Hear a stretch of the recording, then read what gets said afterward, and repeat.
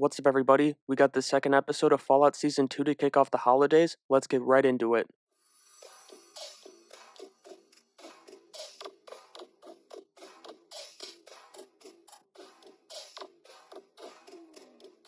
Episode 202 got going with a flashback for Maximus, and you knew he wouldn't be gone for long as he stepped to the front this week. This moment took us back to the day that Shady Sands fell, and my initial thought here was, this might just be a flashback episode for Maximus. You've got the guy walking through the desert, and you see that big chunk under the tarp with a mine chip in his neck. I thought he was just, a knight with his power armor, but there's so much more. I couldn't have been more wrong there. Maximus and his dad were right there when the nuke was revealed, and it was just such a powerful start to what was truly Max's episode. Also, this scene gave a wonderful tip of the cap to Indianapolis Jones with Maximus writing it out in the fridge just like Indy did in everybody's favorite movie from that franchise. Jokes aside, we go to Maximus in the present day and he's a bad motherfucker. Now, I find it very hard to believe, it's borderline impossible that he's doing this for the Brotherhood. There's moments where, I guess you could argue that he might be doing it for them, but the poor guy's got blue balls of the heart. It's like both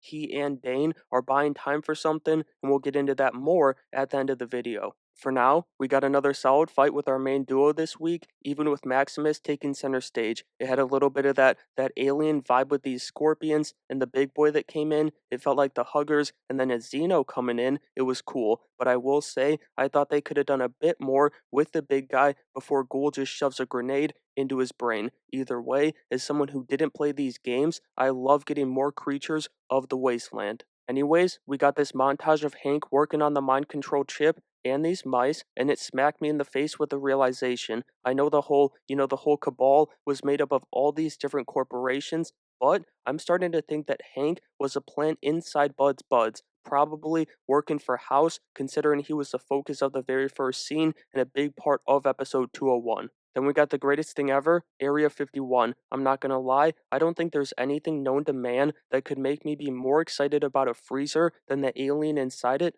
but I'm an idiot. The point is, it's a great smaller moment in the shadow that's following Max, and this is also where we really start to see, why Quintus rewarded Max in Season 1. He's sneaking his way to the top 2. Which, that brings us back to Vault 31 where Norm, in a completely different situation in all fairness, is doing the same thing. I was wrong about waking everybody up, going wrong for him. I should have put more respect on the guy. He's got the leadership skills that Bud could only dream of, and he rallies the troops to escape. They use their combined expertise of the vault system to get water and then get out. It was only fair that both McLean kids got to see the surface like their mother. But now I want to get back to what I started to bring up earlier in the video, the situation with Maximus and Dane. As the civil war in the Brotherhood emerges, it feels like a dormant one between those two is coming right with it. I'm not saying, those two are gonna brawl it out like Maximus did with the meathead in the hangar. It's more so that they're both buying time to make their move.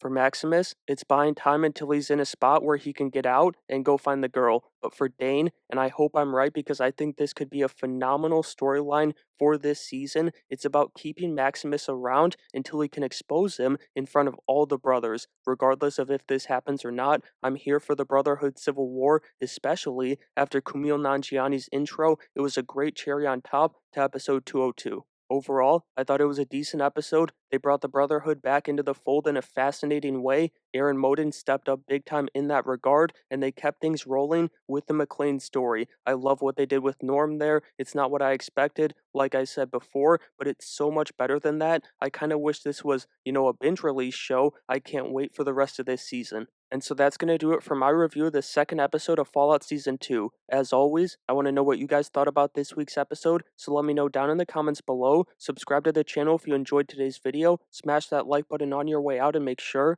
you have a great day.